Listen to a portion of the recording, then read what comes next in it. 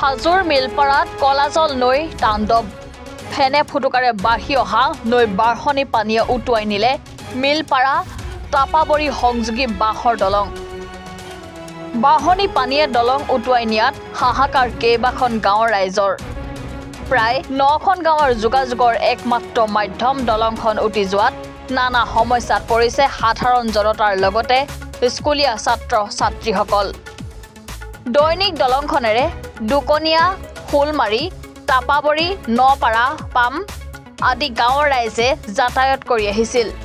বুধবাৰে পুৱা দলংখন বাঢ়নি পানীয়ে উটুৱাই নিয়াত দুচিন্তাত পৰিছে বৃহত্তৰ অঞ্চল কেইটাৰ ৰাইজ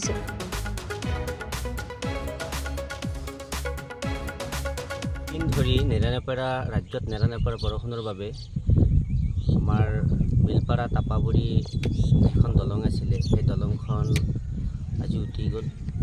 আৰু এই দলংখনেৰে প্ৰায় 9খন গাঁৱৰ লোকৰ যাতায়াতৰ একমাত্ৰ ভৰসা আছিলে আৰু এই বাঁহৰ দলং হ'লেও আমাৰ বাবে পকী দলঙৰ সমতুল্য আছিলে গতিকে এই দলংখন নদীয়ে যেতিয়া উটুৱাই নিছে আমাৰ এই অঞ্চলৰ ৰাইজৰ যাতায়াতৰ ক্ষেত্ৰত সাংঘাতিকভাৱে অসুবিধাৰ সৃষ্টি হ'ব তাতকৈ আটাইতকৈ বিশেষভাৱে সৃষ্টি হ'ব ছাত্ৰ ছাত্ৰীৰ ক্ষেত্ৰত 1000ৰ অধিক ছাত্ৰ ছাত্ৰী আপোনাৰ আহি ৰামদিয়া কলেজ এইফালে যিখিনি শিক্ষা অনুষ্ঠান আছে তাতে অধ্যয়ন কৰে তেওঁলোকৰ ক্ষেত্ৰত সাংঘাতিকভাৱে কষ্ট হ'ব গতিকে অসম চৰকাৰে যেহেতু ইয়াত এটা পকী দলঙৰ ইতিমধ্যে চেংচন দিছে মিলপাৰা তাপাবৰী পাৰঘাটৰ যি কলাজল নদীৰ ওপৰত দলংখন আমি দেখিবলৈ পাইছোঁ যিগৰাকী ঠিকাদাৰে লেহেম গতিত কাম আৰম্ভ কৰিছে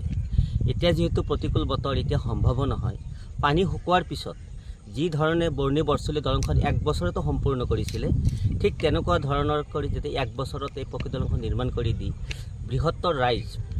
ইয়াত দকনীয়া তাপাবৰী ফুলমাৰী নপাৰা পাম ইত্যাদি কৰি প্ৰায় 50,000 মানুহৰ জনবসতি ইয়াত 20,000ৰ অধিক মানুহ দৈনিক পাৰাপাৰ হ'ব লগা হৈছে গতিকে এইখন দলং অত্যন্ত জনসাধাৰণৰ কাৰণে জৰুৰী গতিকে অসম চৰকাৰৰ মাননীয় মুখ্যমন্ত্ৰী মহোদয়ক অনুৰোধ জনাম প্ৰতিকূল বতৰ শেষ হোৱাৰ পিছতে বাৰিষাৰ শেষ হোৱাৰ পিছতে যিখন পকী দলং এই পকী দলংখন যাতে অতি সোনকালে নিৰ্মাণ কৰিব ব্যৱস্থা